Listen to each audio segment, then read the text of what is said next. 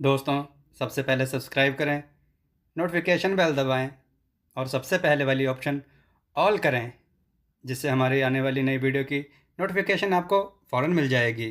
जय श्री राम भक्तों सुबह की वीडियो में जो हमने आपसे प्रश्न पूछा था कि माता पार्वती को भगवान रामचंद्र जी के भगवान होने पर क्यों संदेह हुआ, इसका उत्तर है कि अगर भगवान राम विष्णु के अवतार हैं तो उन्हें सीता के बारे में अवश्य पता होता, लेकिन वे वन में भटक रहे थे साधारण राजकुमारों की तरह, इसलिए उनके मन में संदेह उत्पन्न हुआ।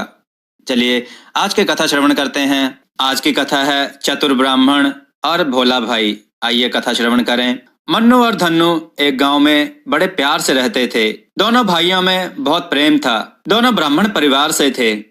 बड़ा भाई मन्नू दरबार में आते जाते और छोटा भाई घर गृहस्थी संभालता। मन्नू की ख्याति और संपत्ति में दिन रात वृद्धि होते देख पड़ोसी ईर्ष्या से जलने लगे। वे उन्हें तरह तरह से नीचा दिखाने की कोशिश में लगे रहते, किंतु मन्नू उन्हें मात देता रहता। कोई षड्यंत्र सफल न होते देख अंततः पड़ोसियों ने सोचा कि घर का भेदी लंका ढाए, अर्थात उन्होंने छोटे भाई के माध्यम से ही उसे पटकनी देने की सोची। वह लोग धन्नू को सीधा समझकर मन्नू के विरुद्ध कान भरने लगे। तुम मैले कुचैले कपड़े पहने दिन भर घर के कामों में व्यस्त रहते हो और मन्नू बन ठन कर इधर उधर घूमता रहता है। दरबार आदि से मिले पुरस्कार का मामूली अंश भी घर को नहीं देता है, इसलिए तुम भी क्यों नहीं दरबार जाते हो। धन्नू दुष्ट पड़ोसियों के बहकावे में आ गया और दरबार जाने का निश्चय कर लिया। इसकी सूचना बड़े भाई मन्नू को हुई। मन्नू ने सहर्ष सहमति जता दी। दूसरे दिन धन्नू सज धज कर दरबार पहुंचा। राजा ने सोचा कि शायद मन्नू बीमार पड़ गए हैं, इसलिए धन्नू को ही भेजा है। राजा ने पूछा, मन्नू इतनी देर क्यों हो गई, कहाँ रह गए थे। उसने विस्मय से छाती पर एक हाथ लाते हुए कहा, महाराज, मार्ग में इतने बड़े बड़े खरगोश देखे हैं।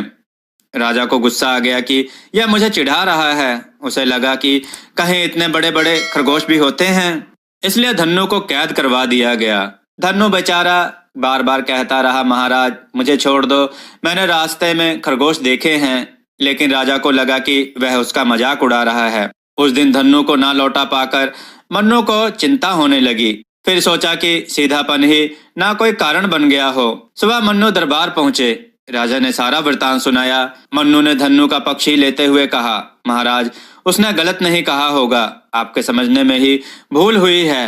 राजा ने चौंकते हुए पूछा, यह कैसे कह सकते हो। मन्नू ने बाएं हाथ को उसी प्रकार छाती पर ले जाकर और दाएं हाथ को 1.5 बित्ता नीचे लगाते हुए कहा, महाराज आपने उसके ऊपर के हाथ को देखा होगा, लेकिन नीचे इस तरह जो हाथ लगाया होगा उस पर ध्यान नहीं दे पाए होंगे। हिष्ट पुष्ट खरगोश तो इतने बड़े होते ही हैं। राजा को अपनी चूक का एहसास होने लगा। तुरंत ही धन्नू को मुक्त करवा दिया। दोनों भाई खुशी खुशी घर को विदा हुए। धन्नू बहुत लज्जित था। मन्नू ने मुस्कुराते हुए पूछा, धन्नू कल दरबार में किसकी बारी है।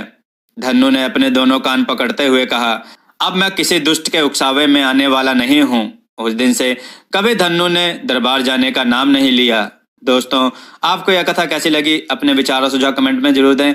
हमारी कथाओं को लाइक करें, हमारे चैनल को सब्सक्राइब करना ना भूलें। हमारी कथाओं को शेयर जरूर करें, जिससे लोगों को अच्छा ज्ञान प्राप्त हो। दोस्तों, हमने देववाणी ब्लॉग नाम का चैनल क्रिएट किया है, जिसका लिंक डिस्क्रिप्शन में दिया गया है। उसको सब्सक्राइब करके अपना ढेर सारा प्यार हमें जरूर दें। जय श्री राम भक्तों।